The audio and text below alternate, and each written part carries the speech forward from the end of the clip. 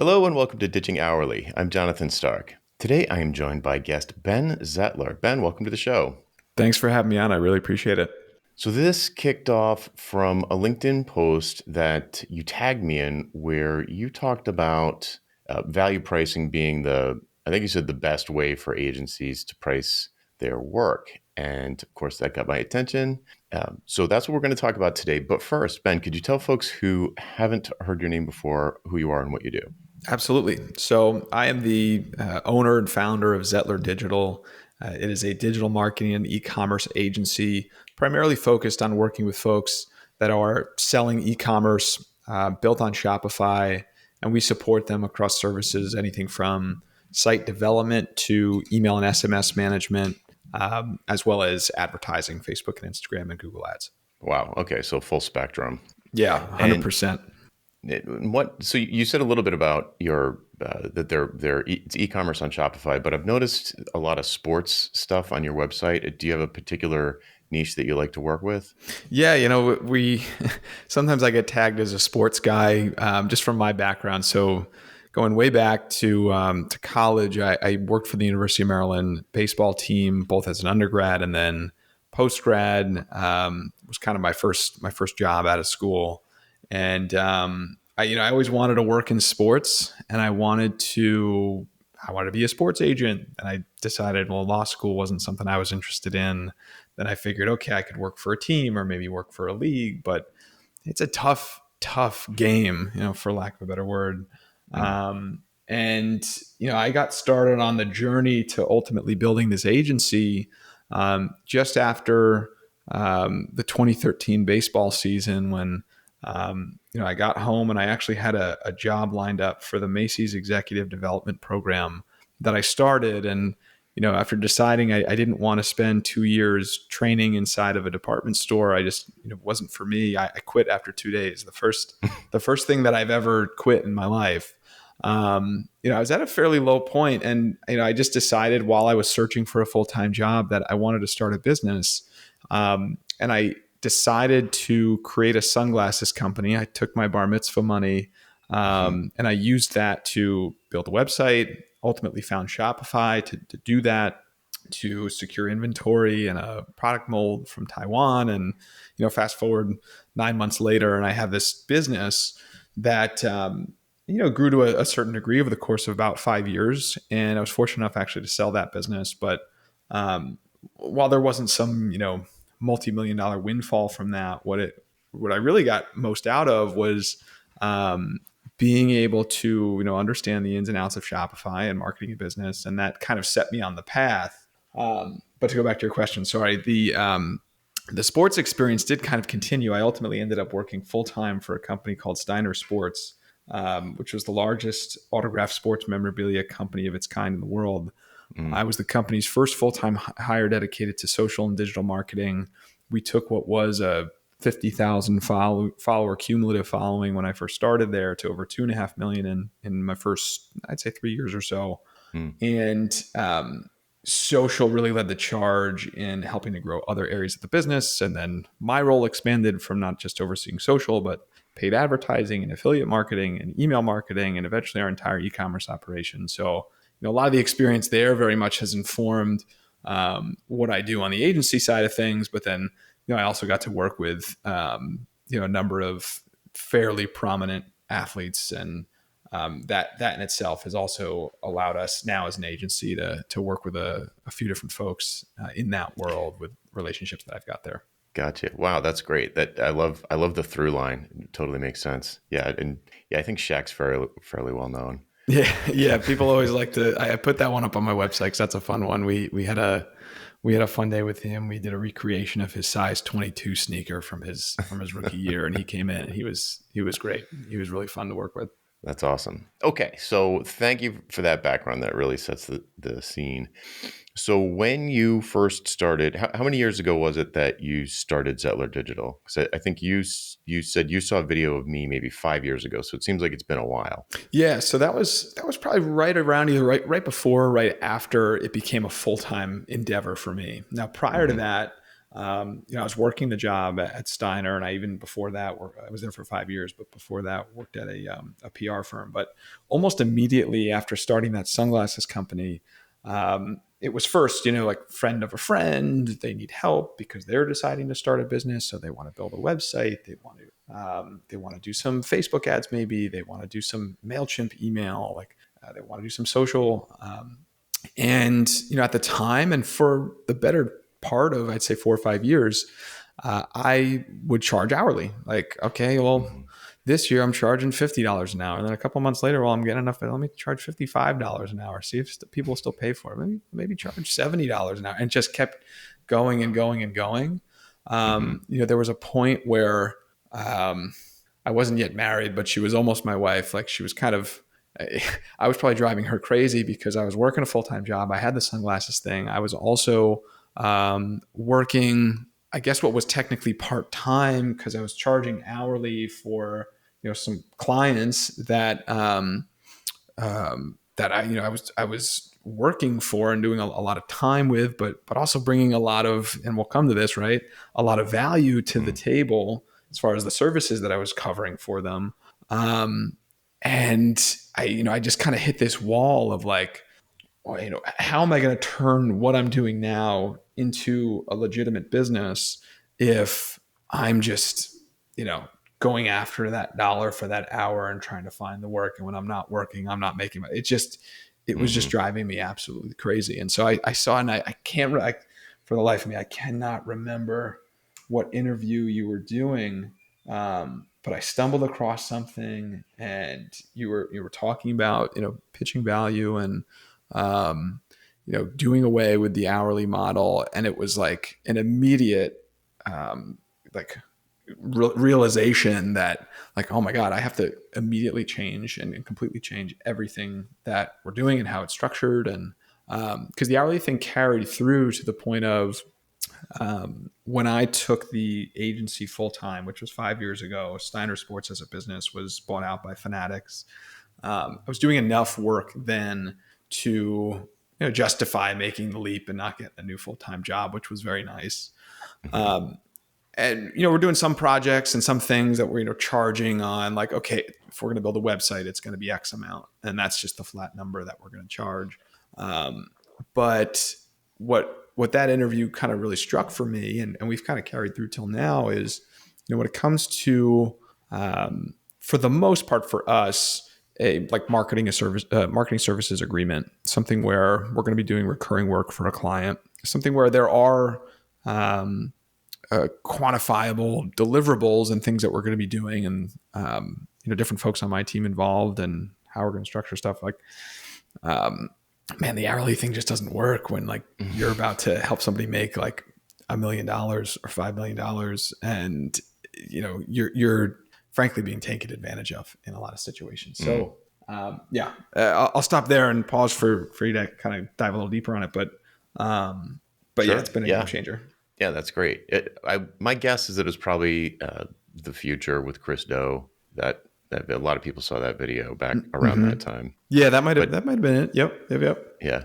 So how do you? Let's get into the specifics, because a lot of people um, don't use the term value pricing the same. So that they mean different things, or it's a mix of things, a mix of different non-hourly or non-daily rate types of things. So when a new prospect comes to you, what does the initial conversation look like?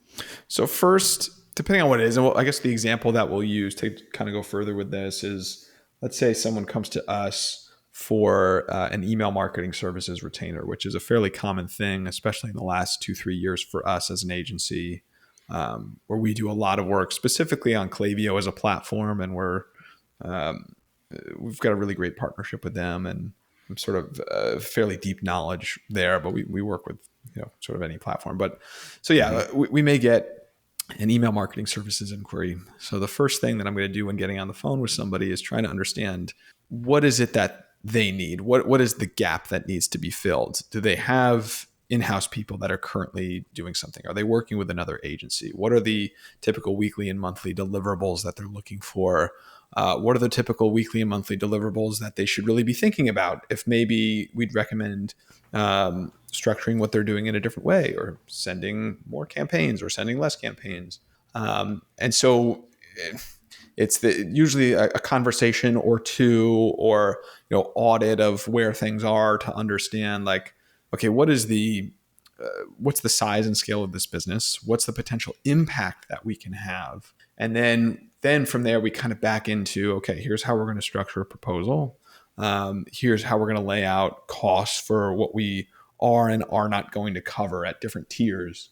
And the tier thing actually is actually what one of the things that sparked me from that interview with you a few years ago is, you have one option, kind of the baseline option, the thing that you can do and you can have some impact, but it's relatively low lift for you, but still value for them.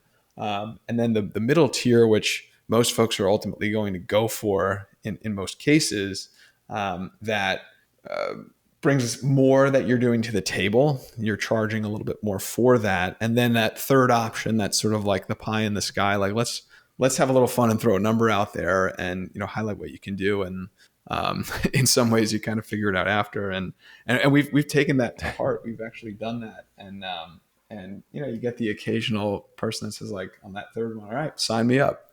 and that's joking aside, kind of where you understand, like, where I think your understanding of, like, the limits of what you can do and how you can structure something and what companies are willing to pay for can kind of change, and it can kind of help to shift your perspective on what makes sense. Yeah, it's pretty eye-opening when people are picking 3 a lot. Yeah. Like, whoa, way underpricing myself. Right. So Exactly. so let's just keep drilling in here. Let's stick with the example of somebody who comes to you. They want ongoing email marketing for their e-commerce store or site or business.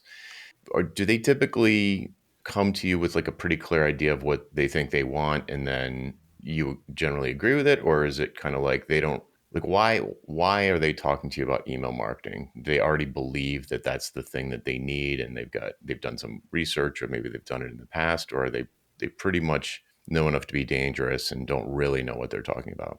Yeah, I'd say 80% of the conversations that we have are folks that most maybe are already doing email, but even if they're not, they have an understanding that, okay, we need to be doing something here, or we're doing something here and it's not right, or we're already working with folks and we're not happy with them, but we know that this is important.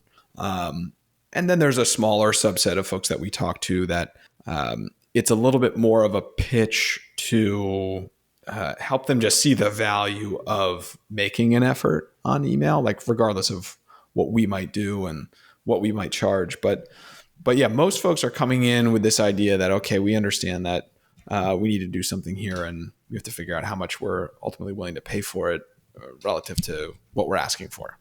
Right. And what are they looking at that tells them that whatever their current email marketing efforts are is not good? Like, they must be looking at some number, like they're sending out X emails per day, and it has done nothing for revenue from before they even started. Or, like, what are they looking at? Open rates, conversions, click-throughs?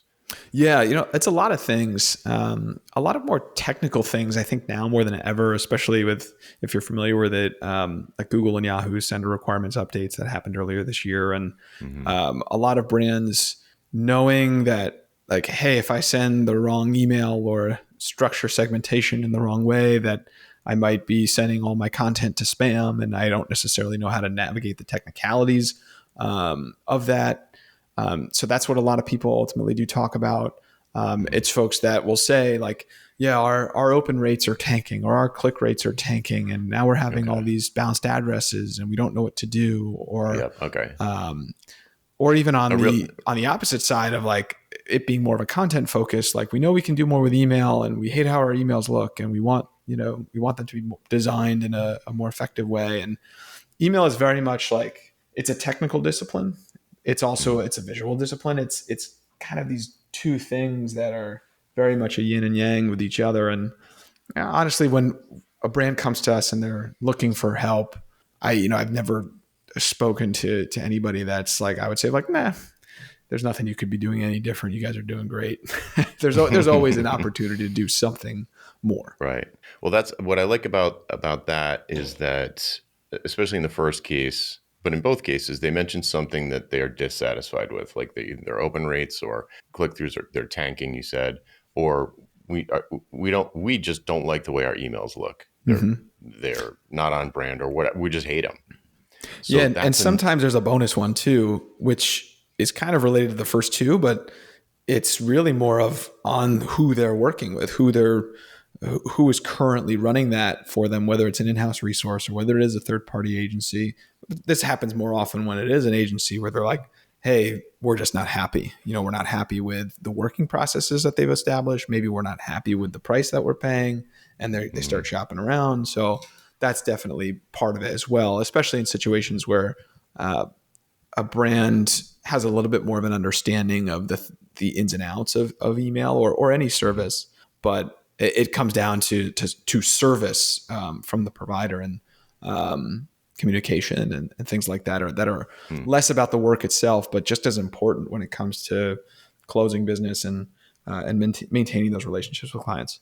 Great. Yeah, perfect. Okay, so you get this information from them, and how do you convert that sort of probably the easiest one to talk about is like all of our emails are going to spam, our rates are tanking. How do you convert that into what's the conversation look like that allows you to kind of size up the company across the table and be like, okay, well, if their open rates weren't tanking, what kind of an effect would it have in absolute or rough guesstimate in absolute dollars for this kind of a company? So that's the tricky part for most people is like, how do I translate this needle that they want me to move and I'm confident that I can move into a number?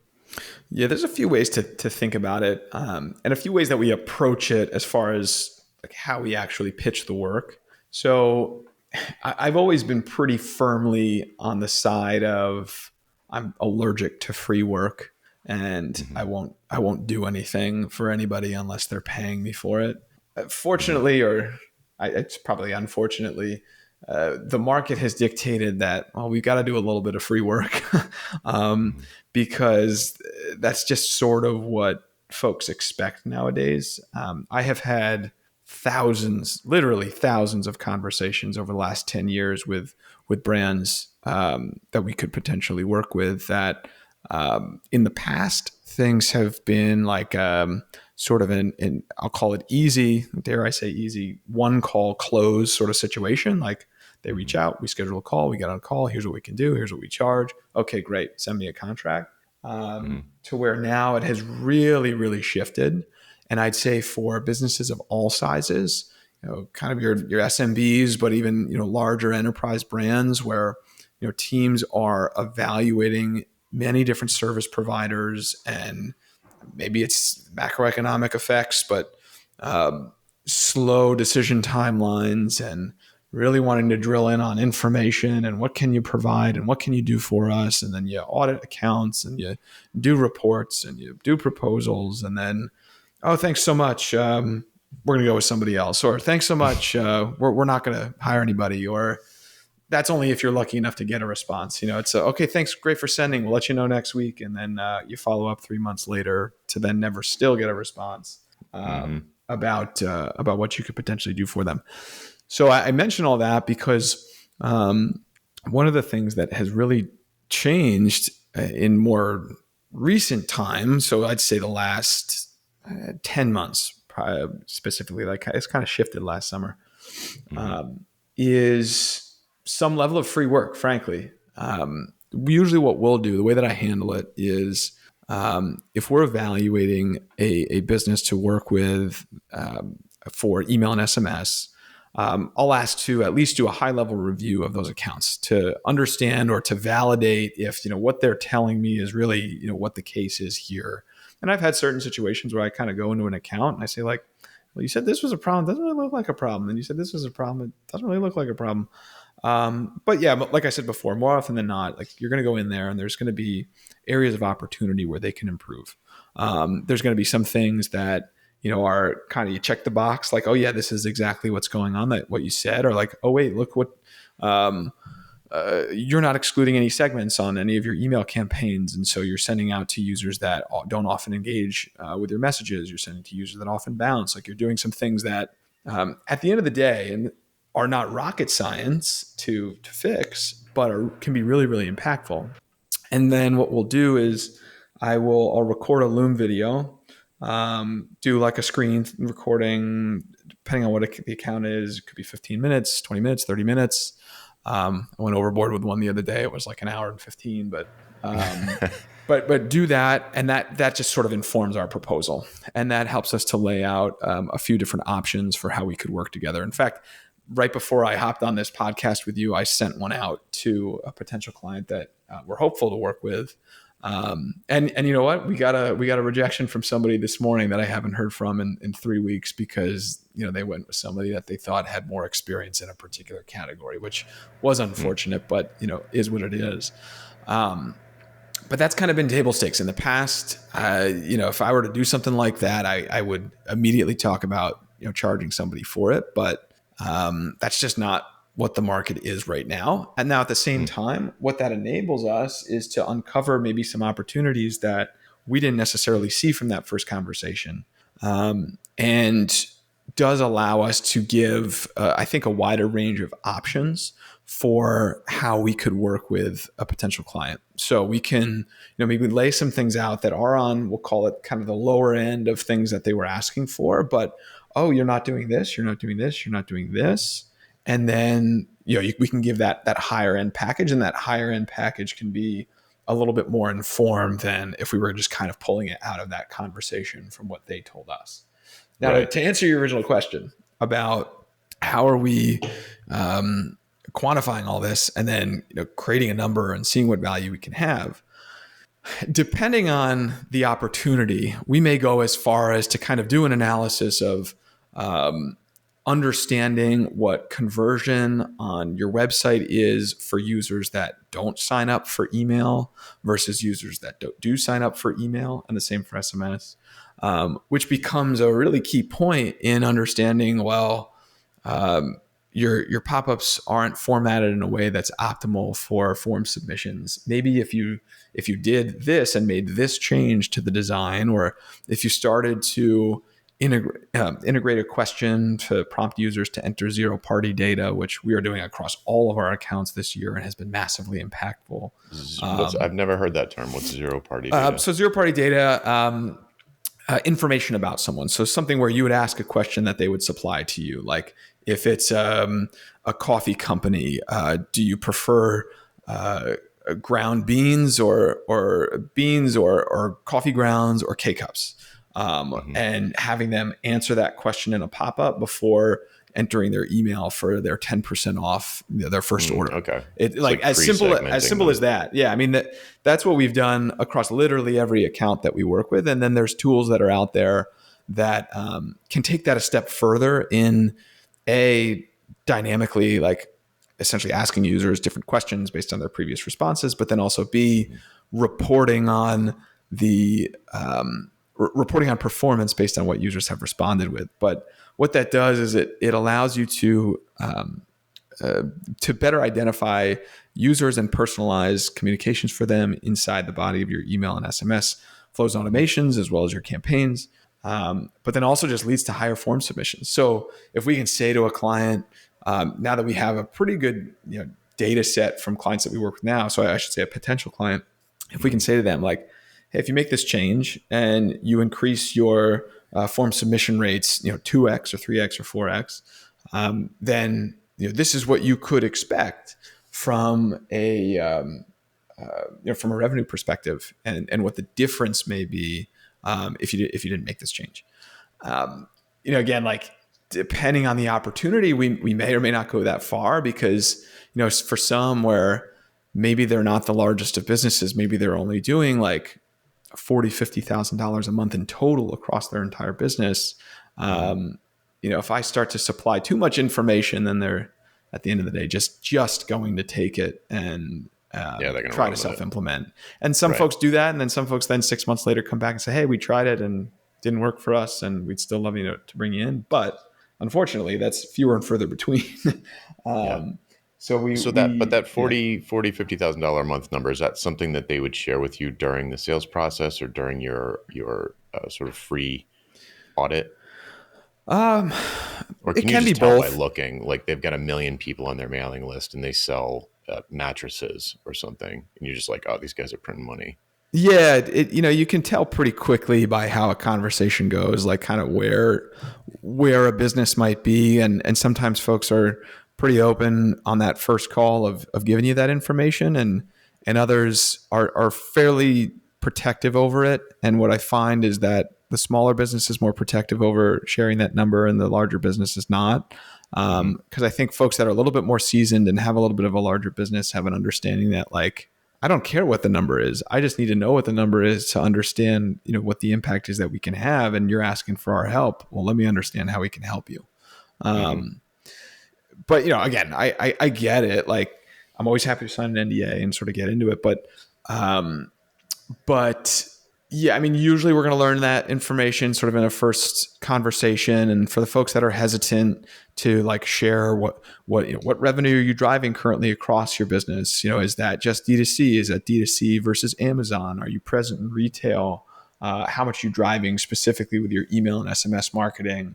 Hmm. If that's the number that you're giving us, what are you using to measure? Is that last click in GA4? Is that in-platform performance? Is that through a third-party reporting tool and business intelligence tool? So there's like all these different questions and different ways that a conversation like that can go. Again, sort of depending on what the opportunity is. Like, it's sort of second decisions that I make on a call, with many different questions floating through my head. But the Yeah. reality is it's pretty quick, and over time, because yeah, I've had thousands of these discussions over the last 10 years, that Hmm.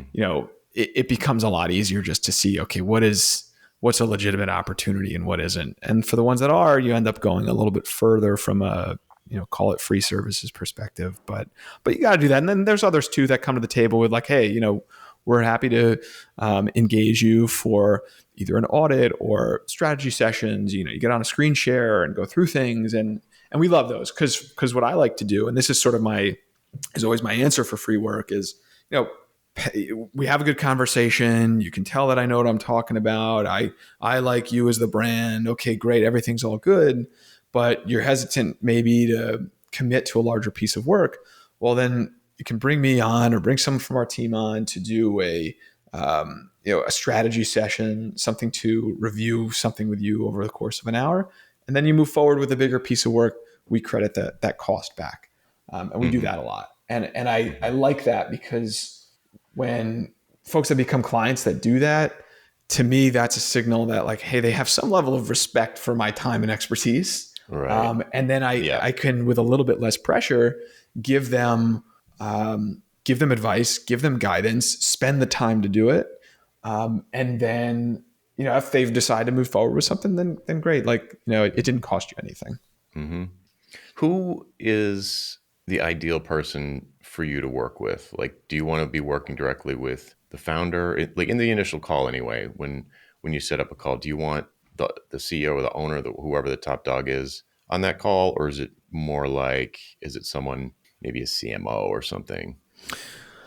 Whoever the decision maker would be ideal in pretty much all situations, regardless of size of business. Obviously, that's not always so practical, depending on the size of the business. But Right. what I found is, in e-commerce, at least, there are, regardless of level, the size of your business, or how many folks are actually on the team, there are a lot of similarities between, let's say, a single solo founder, or two co-founders operating out of their apartment and doing something, and drop shipping through a 3PL. It can be very similar to a fairly large household name brand that has a team running e-commerce. Usually an e-commerce team, and this is changing over the course of the last few years, for the better, but usually a fairly nimble, overworked team with limited resources. Again, this is not every case, but I find it happening Hmm. often, where the path to get to a decision maker is generally pretty short. So that's all a sort of good thing. It represents, I think, for us an opportunity where we can have impact because they may not have full-time staff running their social media. They may not have the person that's in-house that's running their email that is doing that right now may also be doing 5 other things. Right. So, if we're not talking to the person that's going to say yes to a contract, if at the very least we're talking to the person that is currently doing the work being talked about getting replaced, that's great, because then you can kind of relate to them, I think, on a little bit of a different level versus times where we somebody might reach out, they may be just kind of the fact finder. And when it's just the fact finder, then a lot of things can get lost in translation as far as what we do, the services that we provide, the value that we can bring to the table. Because then it's like a game of telephone. It's going to get it's translated through them and through any other conversations that they're having with other potential service providers. And it's really hard to fight through that wall. Agreed. Yeah. So let's talk about the 3 options. So you talk to somebody, maybe you do this sort of pro bono audit of their situation that ends up informing what you think the value might be. You set 3 prices based on the value. What are the in a typical case, if there is such thing as a typical case, it sounds like you do so many different things.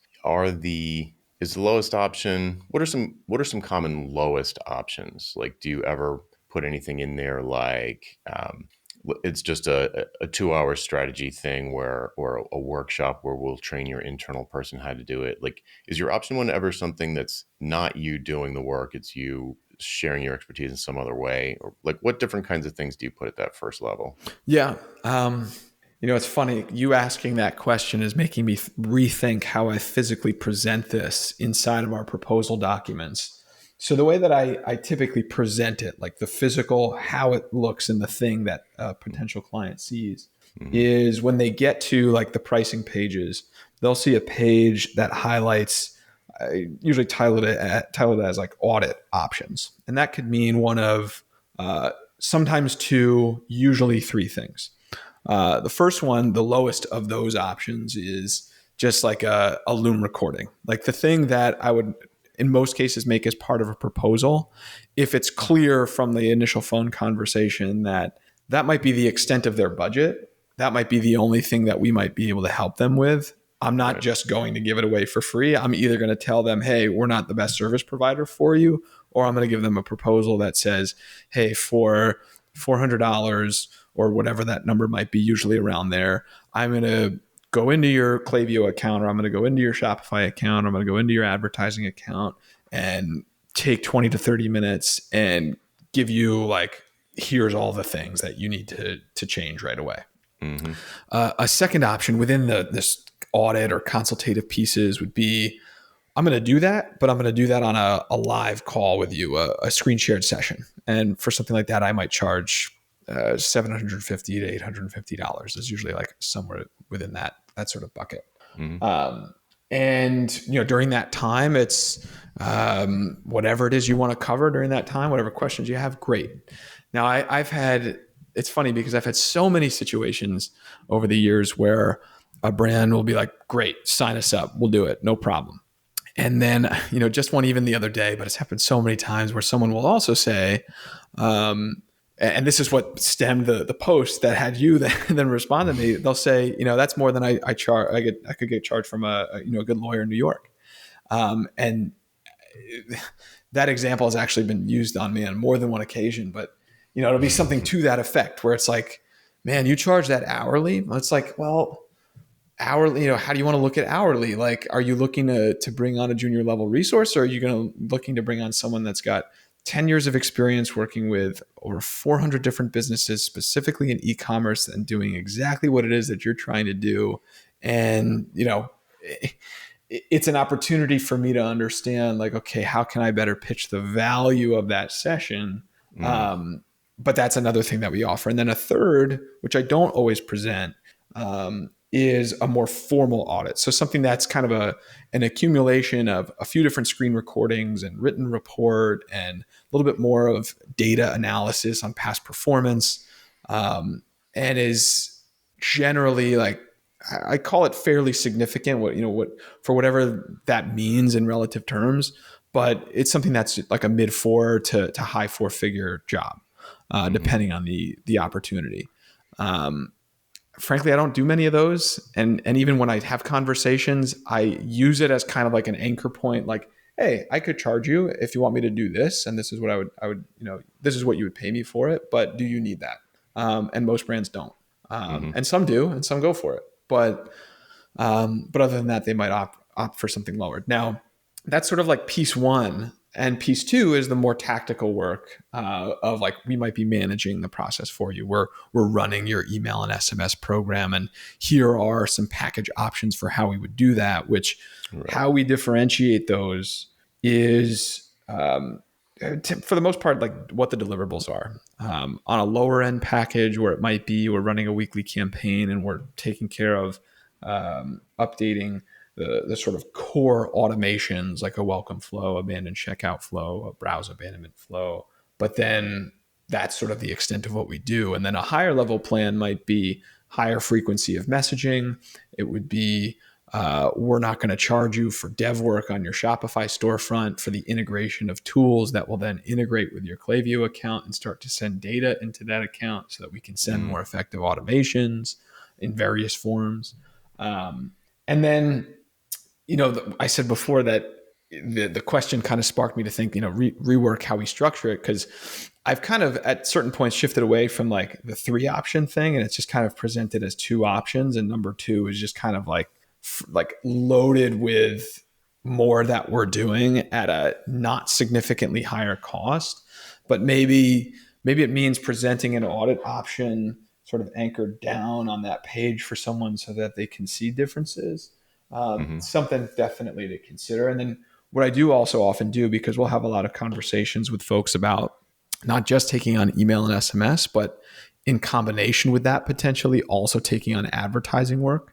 And so what we do also often use as kind of a third option is, okay, well, we've already, let's say, presented structured advertising work, which I haven't quite figured out pricing wise. I at one point was doing sort of fixed rate, and another point now have been doing for a long time. Like, it's basically a fixed rate, but if you hit like a really high level of ad spend, then we start to charge you on percentage of ad spend, which I don't love and nobody loves, but a lot of folks that Mm. we're managing like never reach that level anyway, so it doesn't necessarily matter. But then, are we charging enough for what we're doing? So I have to rework that a little bit, but Yeah, that one's tricky. I was actually going to ask you about that because you mentioned pay per click earlier, and one of the things that I find helpful to include in proposals back, when I was doing software stuff was, sometimes there are going to be ongoing expenses that are just part of the thing that I'm building, and it's not money that goes to me. But usually those prices are comically low compared to how much they're paying me. But mhm. with pay per click, that might not be the case. It probably isn't the case for really big companies where they're spending way more on the ads themselves than whatever they're paying you to manage it. I'm just guessing, but I mean, since it's kind of like, so imagine a situation where I don't have an answer for this. I'm just, maybe we could just explore it for a second, Yeah. where you're recommending to someone that your recommendation is like, well, if you spend $250,000 a year on ads, it's going to have this effect on your conversion rate or your whatever. I'm confident, me pretending to be you to the client, I'm confident that if you spent this much money in a situation like you're in, it is going to be net positive, at least X percent, but maybe Y percent, which would be a huge home run. And it just the percentage of the spend would, if you were if I was the client and you said that to me, I'd be like, well, in my head, I'd be like, well, you're getting a percentage of this spend, so you're going to be incentivized to maximize my ad spend. So I hate that. I Right. don't want that. I wouldn't want that. maybe the person you're talking to that's at that level doesn't care. It's not their money anyway, and they trust you that it is going to have, they're going to get a promotion because it's going to work. Like they're convinced that it's going to work too. They just don't want to do it themselves, or they don't know how to do it themselves. But that's always been a real head scratcher for me, because whenever I've been in a position, in an advisory position with a client, and I find myself in a place where I'm like, well, the thing I need to advise them, the best thing I could advise them to do is to spend more money with me. It's really awkward. It's really awkward. And it's kind of like, what is the nature of the engagement? It's not, in your case, it's not advisory. It's some of the earlier stuff, the Loom videos and those sorts of things. Those are advisory. But then once you get into this ongoing social media management, email management, you're doing this like for some period of time. But what the pay-per-click one, it just, to me, that is a tough nut to crack. Like, Yep.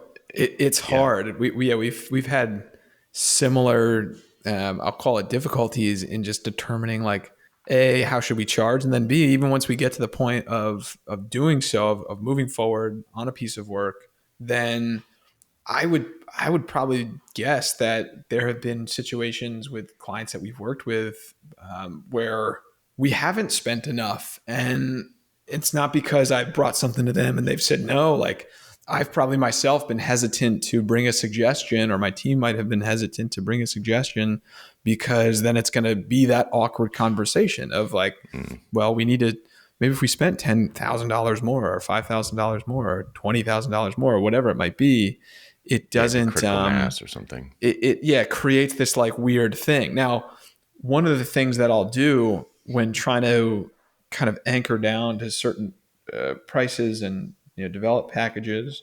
that we might be offering when it comes to that like, combination of ads management, email, SMS. That's where I think we can sort of give a lot of value at a controlled price.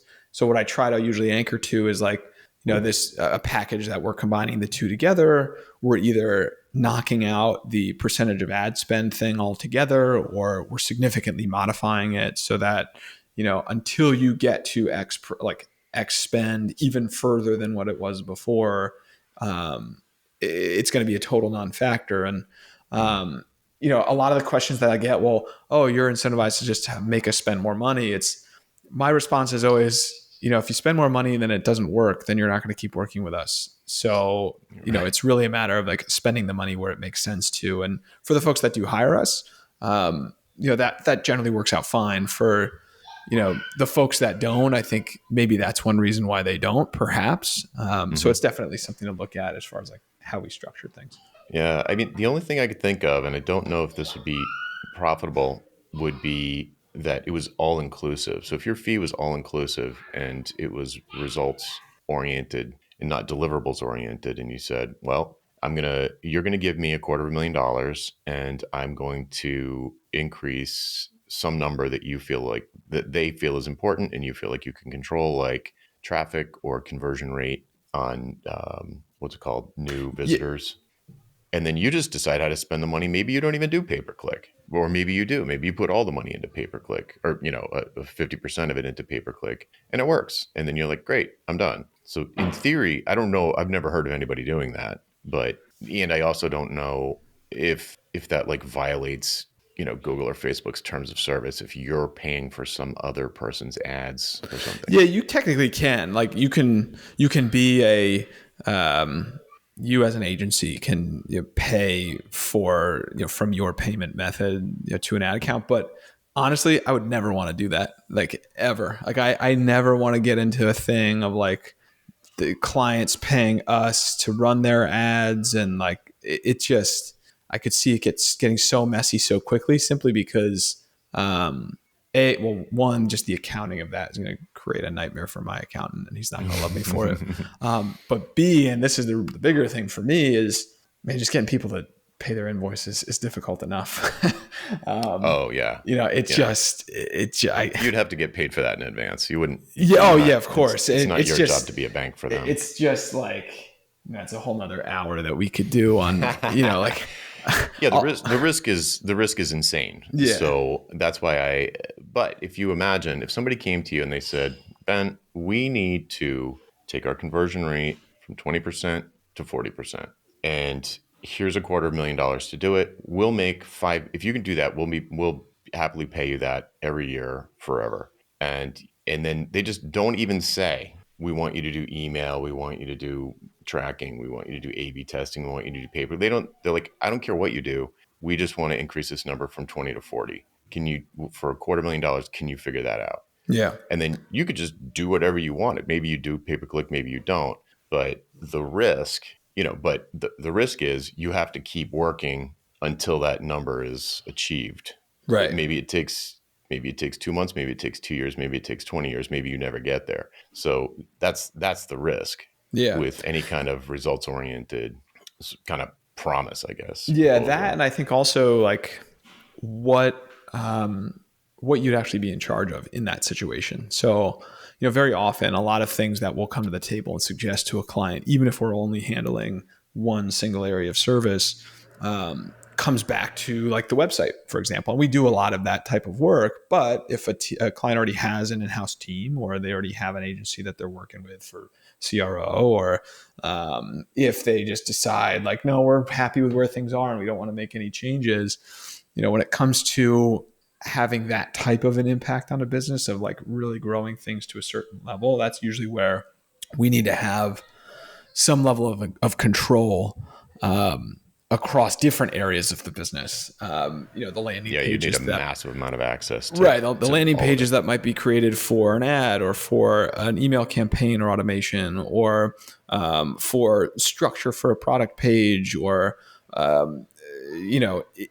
functional DNS issues with the settings. site, or all these things that it Yeah. just it can get like balloon. And we're happy to partner with folks like that, and we do. There's folks that we work with that we are kind of like an outsourced marketing department, and it's great, but most folks I find that they just don't go for that because they have different resources in place, and they have Right. expenses allocated in different Yeah, they places. don't need So it.